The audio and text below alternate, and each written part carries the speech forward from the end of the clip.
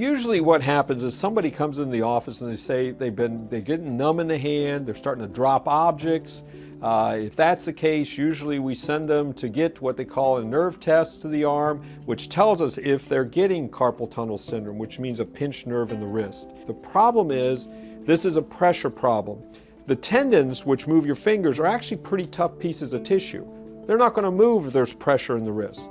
The nerve, unfortunately, is squishy, and if it starts getting pressure on it, it basically gets mad and irritable, gets numb, tingling, and maybe even dropping objects, you can't feel it.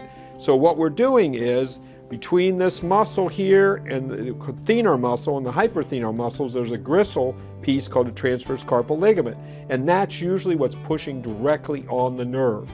And by making an incision here, we take the pressure off the nerve. Again, when anybody does a carpal tunnel release or nerve surgery, we're not fixing the nerve usually. We're not doing anything to the nerve except for taking the pressure off the nerve. Once we take the pressure off the nerve, then the nerve will usually fix itself.